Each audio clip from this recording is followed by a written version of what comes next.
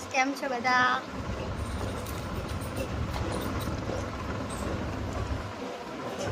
હા જુઓ, રાજવીરને જુઓ. રાજવીર કેરી ખાતા શીખી રહ્યો છે. જો રાજવીર કેરી ખાવા શીખે છે. આવી રીતે કોણ કેરી ખાય?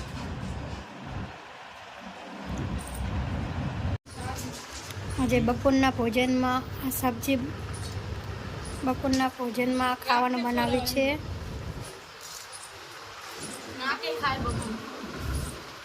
રોટલી છે, સેવ ડુંગળીનું શાક, ભાત અને મગની દાળ અને શીરો બનાવ્યો છે અને સાસ ઘરની છે. ગોલુ કેરી ખાય છે. પતિ કઈ કેરી બીજી આપો ગોલુને. જો આમ જો ગોલુ તાર બોણ હતી. જો આ ગોલુની બેન સુઈ રહી છે.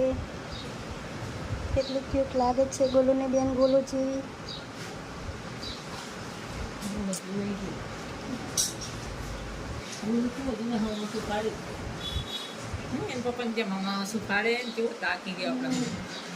કે આપણે કાલ જોયું હતું કે અહીંયા કેટલો બધો કચરો પડ્યો હતો અને આજે જોયું તો રૂમ એકદમ ક્લીન.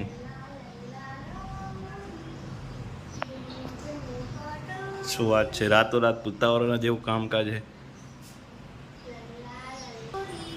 અને આ બાજુ પોલોને રમવું પણ એની મમ્મી હરું પારે ઉડાવે, પણ આપણે હોવાનું નામ નહીં લેતા.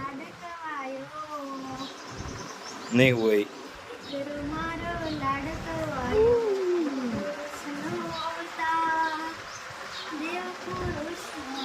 સરસ મજાના હેકી રહ્યા છે.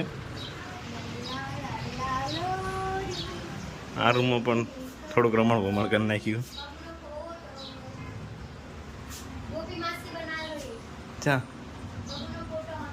આ એના માસીએ ફોટો બનાવ્યો એના માટે.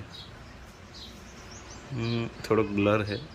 હા, આ કાચ તૂટી ગયો હતો તે એના ટુકડા કરી કરીને ફ્રેમ બનાવી નાખી. આ છે કંઈક આપણું આઉટફિટ. આજ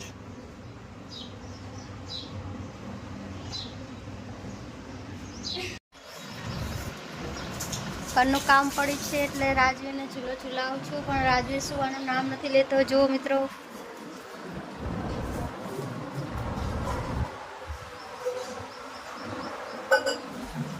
હજી તાકી જ રહ્યો છે ને.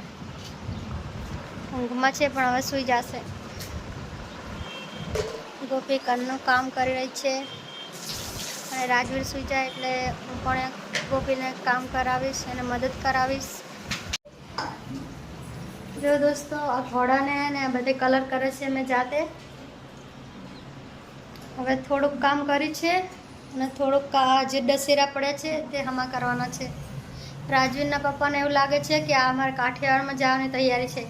આ કાઠિયાવાડમાં જવાની તૈયારી નથી, પણ સાફ સફાઈ કરવી છે.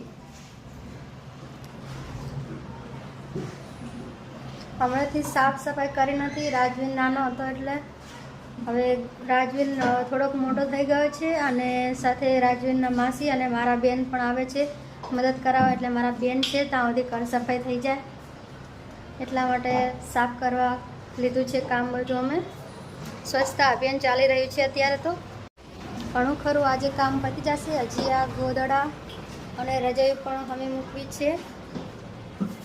આ બધું અમે મૂકવાનું છે. તો દોસ્તો, લાઈક કરો, સબસ્ક્રાઈબ કરો અને કોમેન્ટ કરો. Bye bye.